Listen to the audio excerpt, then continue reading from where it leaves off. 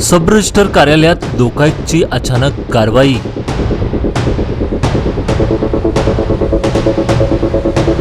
बेळगावच्या सरकारी कार्यालयात सापडली रोकड।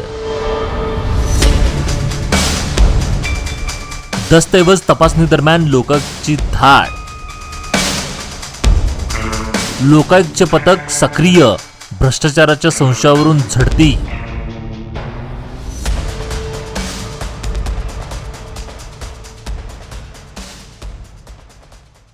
बेळगाव जिल्हाधिकारी कार्यालयाच्या आवारात असलेल्या उत्तर विभागाच्या सब रजिस्टर कार्यालयावर बुधवारी सकाळी लोकायुक्त विभागाच्या अधिकाऱ्यांनी अचानक धाड टाकली। ही कारवाई लोकायुक्तचे वकील सुब्रीव जैन यांच्या नेतृत्वाखाली पार पडली। तपास कार्यात लोकायुक्त सीपीआय अडियोप्पा बुद्धिगेप यांच्यासह आणखी 10 तपासणी अधिकारी सहभागी झाले होते।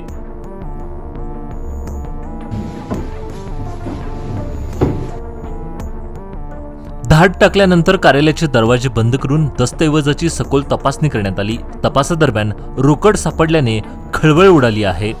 कार्यालयातील कर्मचाऱ्यांसोबत काही नागरिकांनाही आतमध्ये ठेवून चौकशी सुरू आहे।